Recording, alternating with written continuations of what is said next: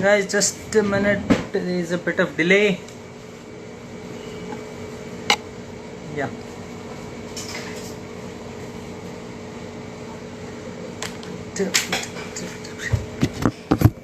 Just one sec. We are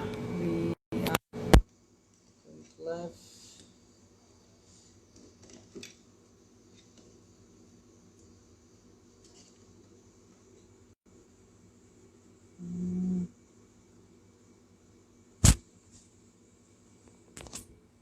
I think I should be audible.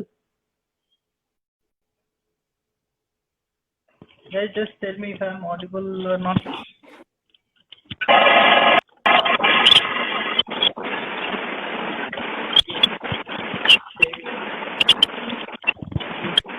Hi, Tulika. Hello, sir.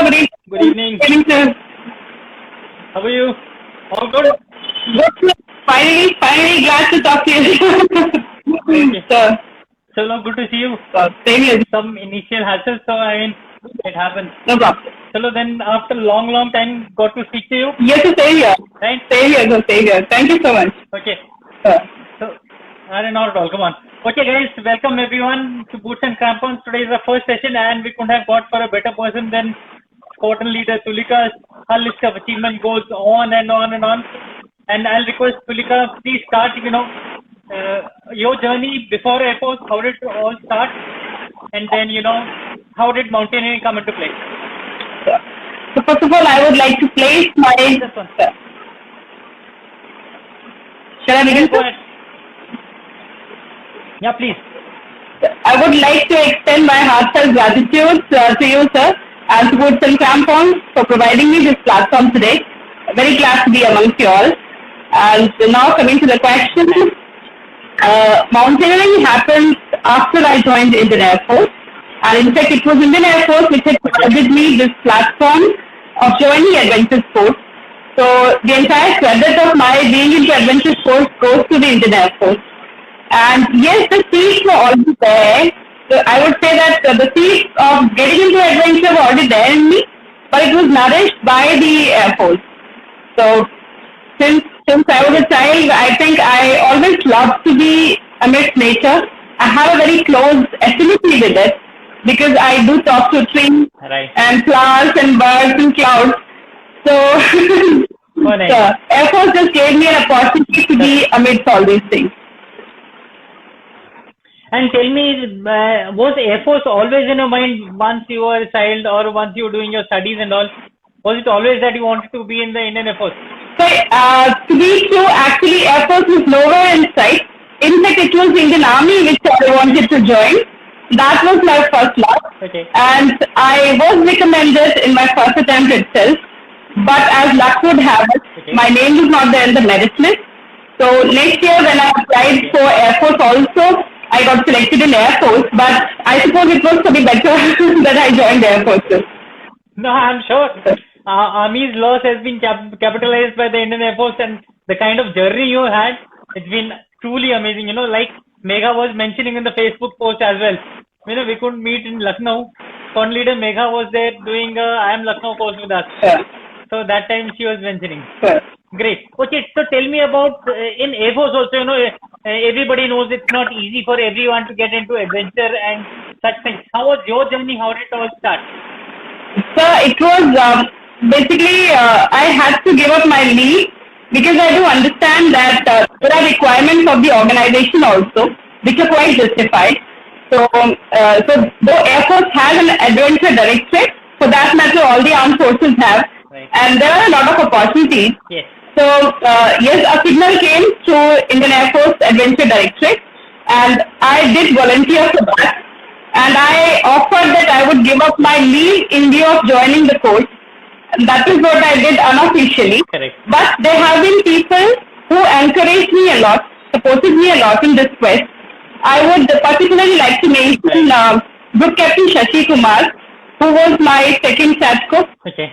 the senior ATC officer. Okay. And whenever an adventure signal came, he would send it up to ATC tower where I would be working with a quotation that, okay, like Flight Lesson Tulika, confirm interested. So that was the kind of encouragement I got. So I have been quite lucky in that matter, sir. Right. Yeah, absolutely. I mean, when you have such positive people around, so obviously it helps, and then the commitment you showed by leaving your leave and going for such expeditions or the courses. I mean, obviously that makes a lot of sense. So I'll request all our viewers, anybody who's got questions, feel free to type it down. We'll take it subsequently. So tell us about your journey of expeditions. Which was the first expedition and how did it go? Those kind of things, if you can share it. Sure. So it so happened that Indian Air Force had made a plan to send its women officers to Mount Everest expedition in 2011. And the plan was conceived in 2009. So it was going to be a 2-year journey of training the women officers. And in 2009, I had done my basic course from HMI. So though I was not very sure whether I would be up to the mark for a mountaineering expedition at that time, but I took a chance because I believe that in life, whenever opportunities come, you have to grab them and give your best, irrespective of the chances of failure or success. Even if you fail, that's all right because it would give you some kind of experience.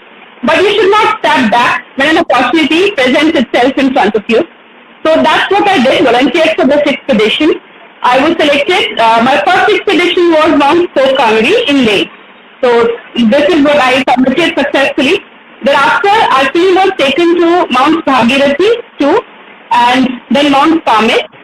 Thereafter Mount Pathir, and we were also lucky to be, and we were also privileged to be taken to Siachen Glacier twice in 2010 as well as 11 in the month of January.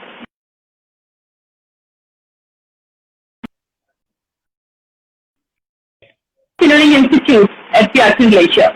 So this is how we trained for the Mount Everest expedition of Indian Air Force in 2011.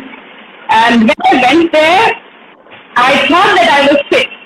But in life sometimes, we do think that we are the perfect ones now for this task. But somehow, there are again some areas for improvement, and which you realize only when you perform. So in 2011, I did realize it hard way that there were some more areas which I had to work upon more, and that is how my expedition was not successful in 2011, though my teammates had submitted, and I was quite proud of them and very happy because as a team we succeeded.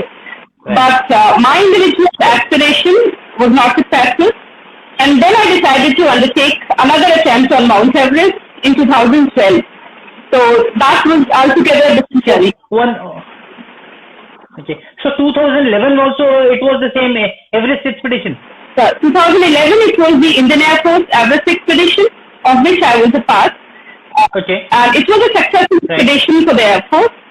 But and 7 of my team members out of 20 had submitted. It was quite a big achievement for the Air Force and for our team. So I'm very, very proud of my teammates.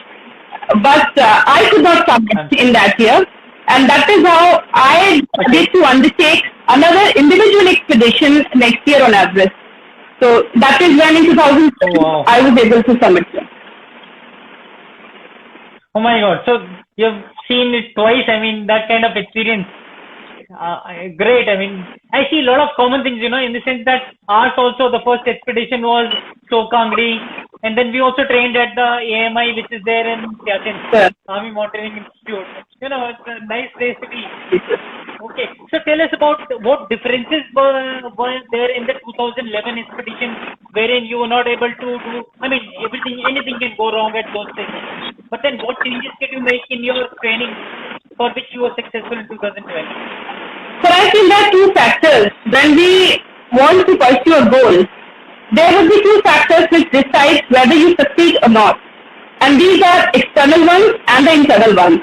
And I'll not matter from the letter, the internal ones.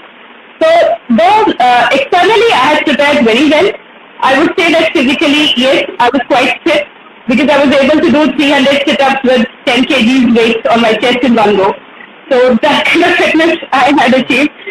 But but despite that, I could not commit.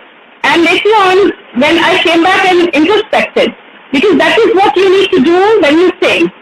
You can blame the circumstances, you can blame other people, but ultimately, the reasons for failure are always within. So that's what I try to do, introspect. And in this, my mother also played a very big role because she told me that it is not the factors that you were cold. Actually, my fingers were becoming cold. I was climbing on Lhotse face in the first expedition and more than half an hour at around 22,000 feet. And I was quite sick. But I realized that my fingers had gone numb. And I tried to generate heat by all means, but I could not do so. Then it was a dilemma because we had prepared for 2 strenuous years for this. But I thought that if I further go ahead, I might get shocked by it. So this fear was there in me, and I returned back from there. I took a decision to come back. But when I came back down, it was a hard realization which taught me many lessons of my life. Because the world treats you very differently when you come back as a failure in whatever field, be it engineering, studies or anything.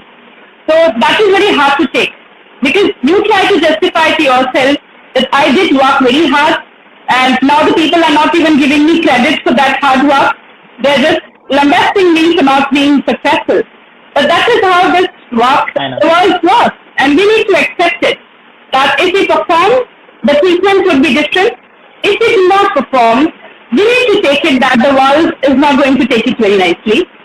So my mom helped me a lot in this because she pinpointed very bluntly that no, you had the potential, you did not give your 100%, and that is the reason solely that you could not climb it. Go back again and do it. She just bluntly said it. Wow. She said you were a coward, and that word coward, it hit me so hard though because when you are an armed forces officer, when you think you are very fit, and somebody, that's your mom, tells you that you are a coward, it demands for a lot of introspection, which I did. And I realized that yes, there was a certain amount of truth in it. I'm not saying that in certain situations one should cross the line of foolhardiness and courageousness. No, there is just a thin line between the two. So, in your josh, you should not be a fool. But at the same time, you should always try to stretch your limit to the maximum possible extent.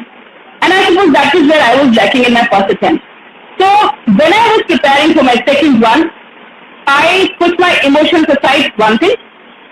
Or rather, I would say that I channelized my emotions in the right direction. So yes, there was a lot of frustration, anger, and dejection within me, and I tried to put it all into my preparation. It mental preparation also this time, because only physical preparation will not take you through very tough goals. It is your mind that will take you through when you are faced with great situations. And in mountaineering, the situations generally are great. They can turn bad at any time. So this time when I used to run, I thought that even if I'm dying, I'm not going to stop. Earlier I used to think, Sulika, you're not dying, so don't stop. This time I made a think, even if I'm dying, I'm not going to stop before I complete this goal. Every day for 1 year, I imagined climbing Everest each and every day. When I was running, I would imagine that I am climbing my camp. So that is how I trained my mind more along with my body this time for the second attempt. But then hats off to you, and I tell you, hats off to your mother as well. You know, sending a daughter first time to Everest itself is a big thing. And knowing that you've come back alive, because, you know, there's a very thin line, as you said, between life and death once you're at those altitudes. And losing a finger is a small thing, you know, you could have died in those altitudes. I mean, for anyone who's going there. So I really feel your mother is so courageous for sending you back again with so much of motivation pumped inside you to achieve your aim. You know, that's great. And, you know, as we say, mountains are going to be there always. You know, it's just that we need to be focused enough the second time once you're going. So, lots and lots of lessons learned in your journey. So there are there's this person, he wants to ask, how did you prepare time mentally? So physically, I'm sure you were there, prepared earlier as well. Right? Tell me that considering 2011 and 12, how much of mental fitness, what percentage of mental fitness played a role between 2011, let's say you want to say it was 50% mental, 50% physical. How much you feel that becomes an important part as far as Everest is concerned? I would say 90% mental, sir. Because that's a very big percentage I'm giving to the mental preparation. But yes, because even for your physical preparation on ground, before you actually hit the base camp, it is only your mind that trains your body to take that much of effort which you are going to put in actual climbing. And that physical fitness does not come in a day. So the preparation actually begins all that 1 year or 2 or 3 years before. And that is why I give so much of weightage to your mind. It was my mind which pushed my body each and every day in that direction, imagining that I'm climbing it. Right. Even if when I stood in my courtyard, I would imagine that I'm standing on the summit. I would visualize it so much. Anything, whatever I'm doing in my life, I was only imagining Everest. There was a course which we all officers have to do. So I was also doing that course. It was quite a hectic one for all of my course-mates. And there would be a 5-minute break in between the classes. Otherwise, the whole day classes were there. In the morning, PT, parade classes, thereafter the sports.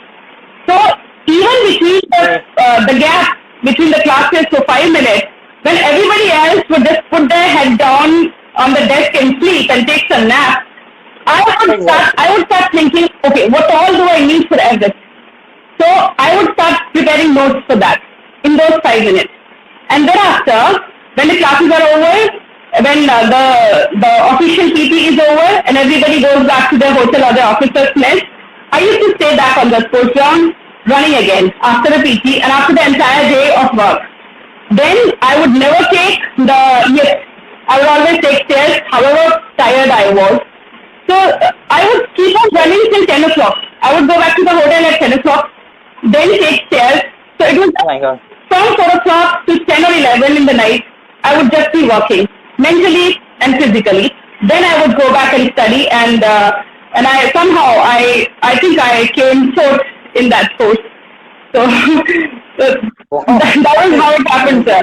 So I just imagined Everest. Like when you are preparing for a goal, that is the only thing which should occupy your mind day and night.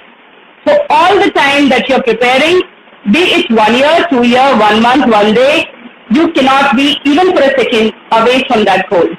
And when you are so much after something, when your mind is so tuned towards that one thing, nothing else stops you. Absolutely. I think you put it very nicely.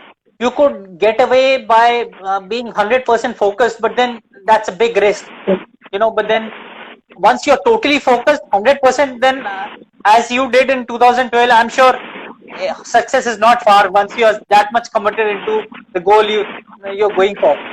Okay, this question again on Everest, there's a question which goes on to say that, there are a lot of dead bodies on Everest, which really take you once you're climbing.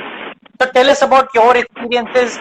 How was it once you saw the dead bodies or these things over there? I would like to tell the viewers, everybody knows there are dead bodies, but once you see it, that is a time which really hits you.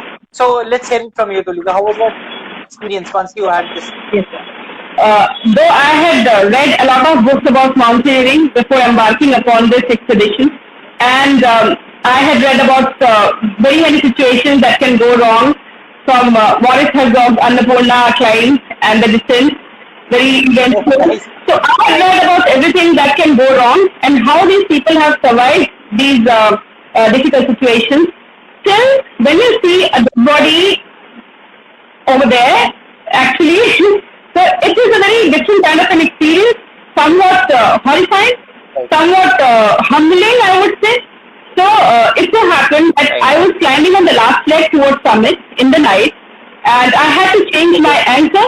There were 2 ropes, So because we were climbing in the night and only the head torch visibility was there, so as I had to turn my head and change my anchor, I put my anchor into one of the ropes, and when I turned my vision, I saw that the other end of the rope was attached to a dead body. And somehow, it just gave me shock. In the dark night you're climbing, you just change your anchor to a rope, and you see it's a small rope, and at the other end there is a dead body line. So I just said, no, God, no, not at this time. I don't want to be a part of it. With due respect, Exactly. And I also had a lot of humility, I suppose. It triggers a lot of humility in you. You become very thankful to God that I am still not a part of it, because there's still a long climbs and the distance. You can be a part of all those dead bodies yourself at any moment. But I actually thanked God that I'm alive and I have been given this opportunity to continue this climb. So yes, I do feel that sometimes it gives you a supernatural kind of experiences also. When I was coming back from the summit, everybody's tired after the summit, and I suppose that also has some kind of role to play in these kind of supernatural thoughts. But while descending, I saw a dead body being taken down by 4 Sherpas, and I gave, respectfully, I gave it some space, and I just climbed onto a cliff and gave it space to pass. But when I came back down to base camp also, I kept on hearing some kind of voices. I kept on imagining that I was on the same place, and from the upper reaches, somebody was calling me in some different kind of language. Perhaps some foreigner had died or something. But I kept on hearing those voices calling me there. It continued for 15 days or so, but thereafter I respectfully buried it within my own mind. No, really. I mean, listening in planes and all, it's a different thing. But once you are at those altitudes, all alone, there for 60 days in a tent, it's a totally different feel. And there are a lot of achievements I would like to tell my viewers that Squadron Leader Tulika has, apart from various expeditions she has done. But then in our series of 7 summits today, we have started with Tulika, and we have started with the peak, the highest peak in the world, the Mount Everest. So we are listening to her experiences. And if anybody wants to ask anything, that will again be, you are most welcome to do that. So another question which has come is, what was your first thought when you submitted the Everest? Because for you it was not a normal summit. You had to struggle so very much compared to others. There are some people who can do it with less effort. They get lucky. But then in your case, you have to go back. 1 year is very, very long time. So how was it once you achieved that final thing you've been waiting for so long? How was that feel? On the top of Everest? Yeah, on the top of Everest. Once you're there on top. Sure. Basically, I would say that we may try to become superheroes when we come down, but ultimately on the ground, the situation is not so. When you are nearing summit, be it any experience or however fit mountaineer, it is always a very difficult situation to be in, because your physical strength is almost spent. So same was with me. I had to will my body to move when I was near those last steps towards summit. And I still remember that I was telling my body, I was literally muttering, move. And I would take another step. I would again mutter, move. And my body would perform the step. So this is how I was near the summit. When I reached there, it was a feeling of utmost relief, the first thing. Thereafter, humility and gratitude. I did thank God for that matter, because when you stand over there at the summit, there is only sky and gods above you, and the vast stretch of the Mother Earth beneath you. So you feel that you are standing somewhere in between. It is such a surreal feeling to be present in that moment. So I realized that yes, I am so much a part of this universe, and just a small speck of this vast universe in nature. So utmost humility, utmost gratitude to all those who had supported me, to God, to my parents, to my friends, to my colleagues and friends who had worked in my place when I climbed. So also a feeling towards my critics, a feeling of gratitude towards them also, because they triggered that kind of urge in me to prove myself. And when you take criticism in a positive way, it can do wonders in your life. So those are the thoughts when I stood on top of that. Of course, another thought was that I need to go safely down. So, Exactly. That's most important. That's the first thing. In my case also, now I may say whatever, but then the first thing once you reach the top is, that realization that you are the closest to God at that point of time. Because before that, the moment you climb higher and higher, your chances of survival again keep going down and down and down. So that's a very good point. It's very humbling that once you're there, and you thank obviously, for whatever has happened and that has led you there. Okay, so Dimple is there. She wants to ask, what advice would you give to the budding mountaineers? Because once people listen to you, I'm sure they would also be motivated. So how would you guide them so that they don't make any mistakes and think of doing the Everest next year or something? What should be a correct process for a person who wants to go for Everest? Take a step by step in that. So first of all, I would like to say that since Everest is the highest, and it takes a lot of toll on your body in terms of psychological impact also plus physiological impact, you have to prepare very well for that. And you cannot climb the highest step of a ladder in one go. So you have to go step by step and start from the beginning, the first step itself. And the first step shall be perhaps start with trek. You have to understand the nature first and your reaction to the altitude. So begin with the trekking expedition. Thereafter, also do your basic courses, advanced courses, and if climbing Everest is your goal, there have to be smaller peaks climbed before that, so that you are aware as to how your body reacts to altitude. Because everybody has a different kind of experience dealing with the altitude. Somebody may feel nausea, somebody may feel loss of appetite, or somebody may actually feel the increase in appetite. As on some expeditions I did so, and I ate so much at every 2 hours on Bhagirathi too, that my teammates started calling me an eating machine. So that is how Nice. and so this is how you have to go step by step. First of all, physical preparation, very important. You cannot take it for granted. I was told a sentence by my team leader, which I still remember. That was before we were going to Mount Summit. And he said, no amount of preparation is enough. That one sentence is still there in my mind. So when you are preparing, this has to be there in your mind at all times. No amount of preparation is enough. Never let complacency settle in you in terms of your physical preparation. And since you are aspiring to climb, so whatever you want to do in life, you have to practice it every day. So if it is climbing, climb every day. Find avenues to climb. If there are none, see, there cannot be any excuses. If there are no climbing avenues, try to find them, as I also did. So I was posted in Jamnagar, and I would like to narrate an incident here. Before going to Comet, before going to Comet, since I had to practice climbing, and the officer's nest is not multi-storied there. It's just ground floor. So I did not have that advantage of climbing the stairs of officer's nest. So I started climbing on a water tank.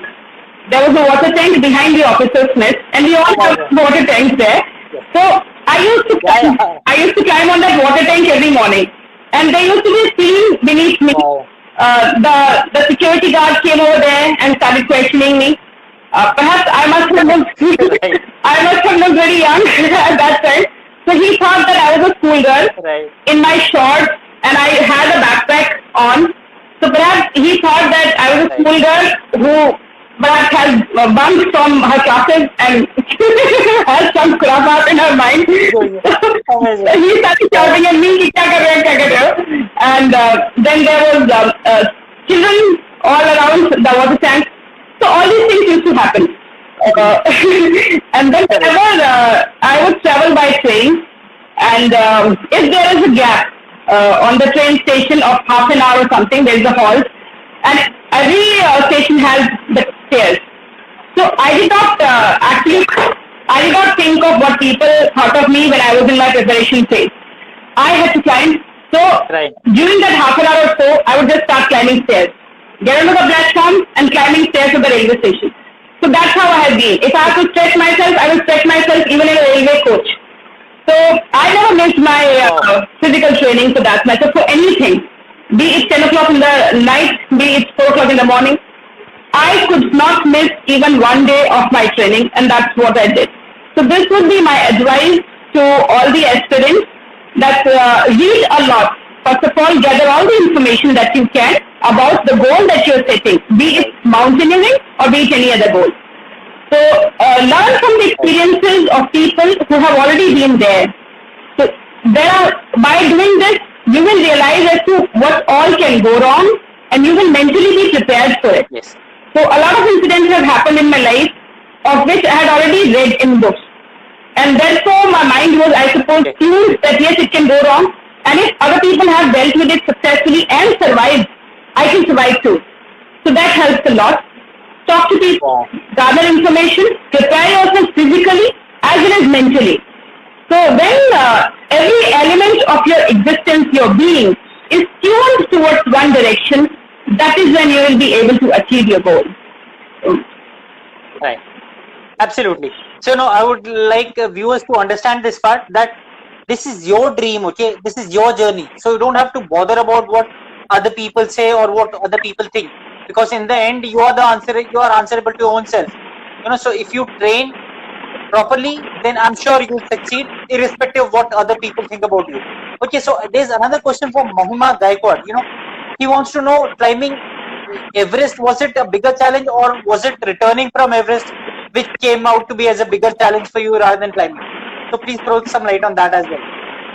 Yes, in terms of being on the mountain, it is a distance which is more difficult, as most of the mountaineers would tell, because after summiting, your body is tired.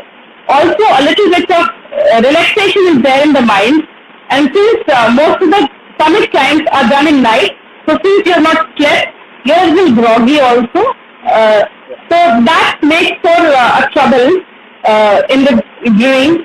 So I suppose the distance is always more difficult. In my case, I had also had frostbite in my toes while I was climbing Everest in 2012 on the last leg.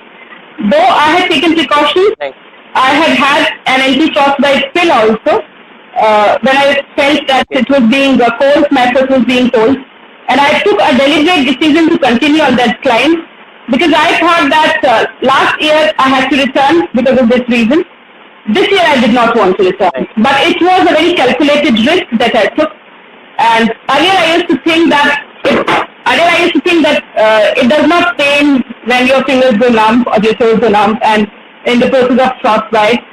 But I realized that it pains a lot. But then you have to surpass your physical limits if you want to achieve something.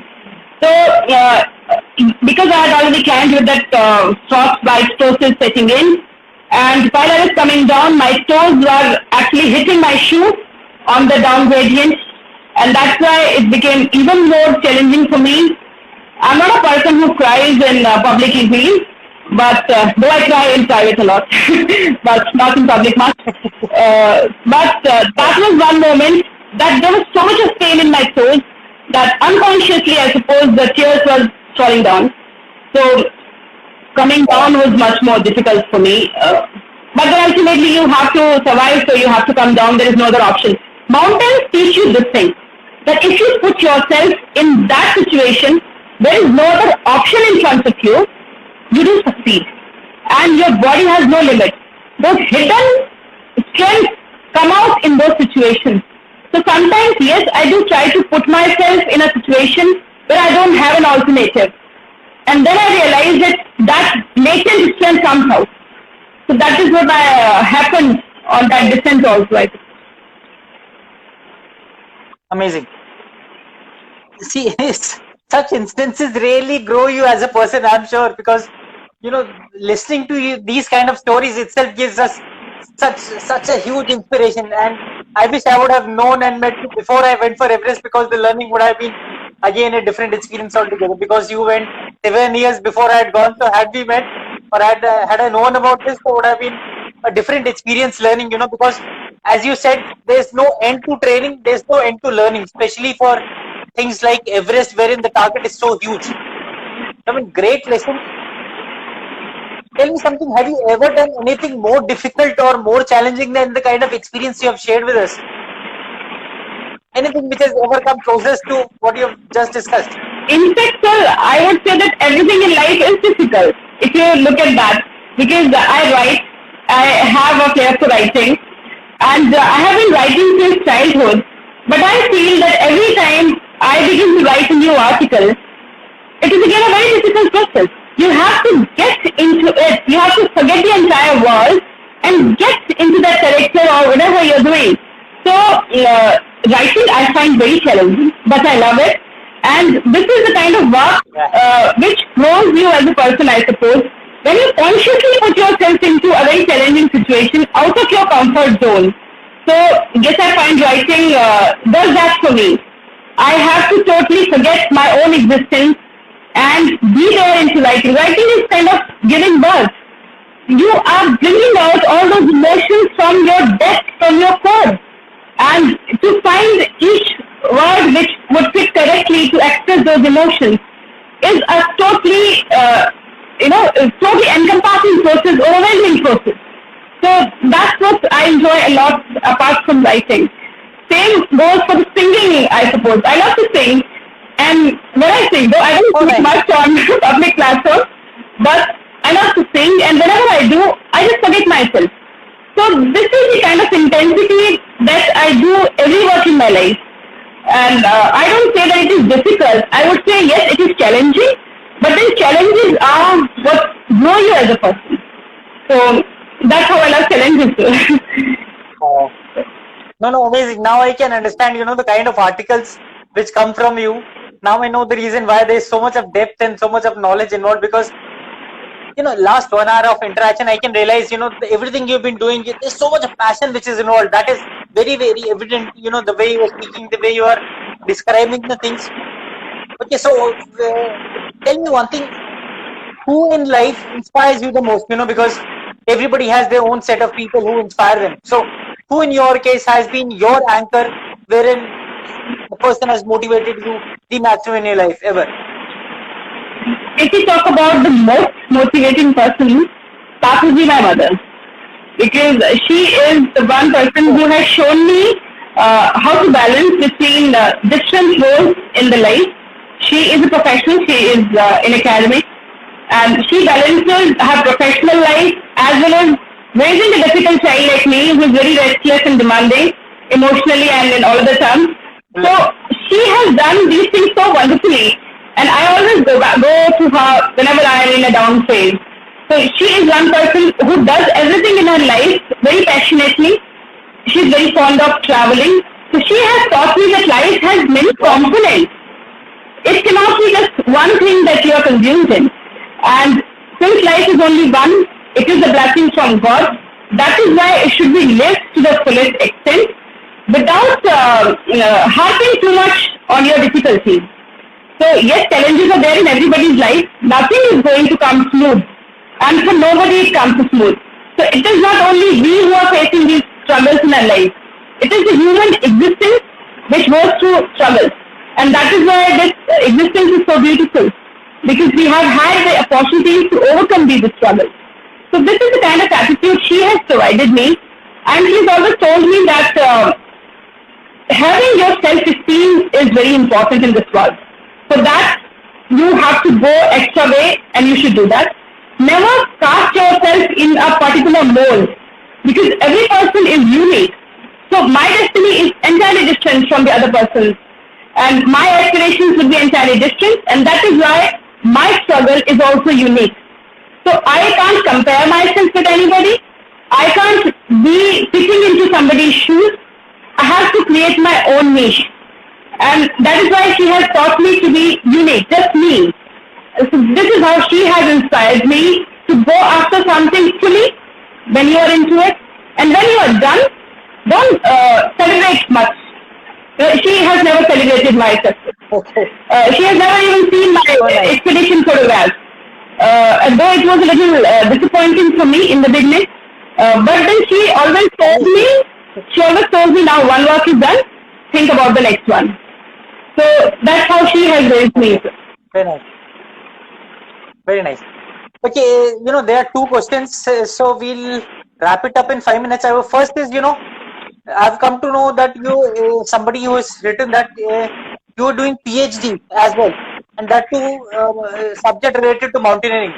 What is it about? Please throw some light as well, because this is news to me as well. So I'm doing a PhD on Sherpas of Nepal, and my topic would be revolving around their history. Since my stream is history, my subject is history, so I would be tracing their history as to how they came to Nepal from Tibet in around the 11th, 12th century. Thereafter, how their occupation has changed over the years from being a pastoral community to climbing community. How mountaineering as a commercial activity has changed their life in terms of socio-economic conditions as well as the cultural impact. So, since there has been an amalgamation of cultures, of Eastern culture and Western culture, anybody who has been to Himalayas with the Sherpas would vouch that these are the people who are very simple-hearted, very warm towards you, very welcoming. So, they had this Asian influence on their culture, but then the Western influence also came when the professional mountaineers came into that region. So, how these two things have amalgamated and what are the changes, positive as well as negative, because everything has two aspects. So, I would be bringing out both these aspects in their journey. Also, I felt that it was an obligation on me to bring out these stories. Though some foreigners have, and perhaps some Indians also have written on Sherpas, but still I felt that I can present their stories from my perspective, and I felt it because it is a subject close to my heart. When I was climbing, I do not take climbing just as a physical exercise. Whenever I go to a place, a region, I always try to find out about its culture, its people. I interact with people a lot there. And when I was interacting with my Sherpa, I realized his life story, that he had to leave his studies because it is a poor region, and he had to come into it. He wanted to be a pilot, but he held his siblings in studies. So this was what I actually wanted to bring out. There was another clash recently, before a few years, on Mount Everest between a very celebrated climber and some Sherpas, where it came to blows actually. So this also triggered an interest in me to bring out these two aspects, positive and negative, of mountaineering as a commercial activity on their lives. So perhaps I could present it in a nice way. Also, I wanted to bring out the importance of faith in climbing, because spirituality is very important. Every climber who goes to climb Mount Everest has to perform a puja before, because the Sherpas believe in it. So that was also very impressive experience for me. I was totally transformed when I witnessed that puja. So I wanted to bring out this aspect in human existence of faith, of spirituality. How much momentum it provides you in achieving your goals. So these are few aspects that I would like to bring out in my PhD, and later on it would be published as a book if published. Amazing, so we'll look forward to this, because this looks really, really exciting, the kind of journey you've had and the kind of research you're doing makes a lot of sense. Okay, last question, there's another person who wants to know, what is your dream expedition which you want to do, or any future expedition plans you have at present, you plan to do in future? Sir, I have plans to climb Mount Shoyu. This is on my list. And another one is Mount Ojos del Salado in Argentina, which is the highest volcano of the world. So these two are right now on my mind. In fact, they have been on my mind for a long time. But since we all know that mountaineering is a very expensive sport, and we do need sponsorships also. Though I climbed the Everest on my own expenditure and was called all the names for that. So I had to bear all the expenses on my own. But coming from a middle class family, you can't afford spending 20-21 lakh rupees every year on an expedition. so for that matter, I had to put it on hold for a while, and I do hope that whenever I'm able to raise these finances, I would go for these 2 expeditions at least. But climbing is a lifelong activity for me. It is not restricted to any one mountain, sir. For that matter, I had never begun climbing with the thought of Everest in my mind. It just happened so. Yes, I do give that respect to Everest being the highest peak in this world, and it has its own charm, and you do feel good about climbing it. But after that, the mountaineering should not stop there. Basically, I climb because I love climbing. My purpose of climbing is to discover my own strengths as well as weaknesses. Mountaineering has taught me more about myself. When I am faced with a challenge, how I react. When I fall down from an ice wall, how do I react? When I fall into a crevasse, how do I react? I realize that I don't panic. In these situations, that all these things have happened to me, somehow pleasantly I realize that I don't panic, and I always analyze the damage done, and now what is the next course of action to salvage the situation. So this was what was the strength that came out. My weakness, some of the weaknesses also I realized when I started mountaineering, that I had to work more about my speed perhaps. I was never a speed climber, but then I realized that where can I compensate for the loss of speed. So my speed was moderate, but I started consciously taking long steps. Since I cannot take fast steps much, I thought that I have to cover equal distance. I will take longer steps. That came very naturally to me. So even when I was walking on plains, I started walking in long steps, long strides. And my coach used to say, "Are you running or are you walking?" Right, obviously. Yes, sir. So this is what mountaineering has taught me. Amazing, So thank you so much, Squad Leader Tulika. Amazing journey, and I tell you, I'm really floored.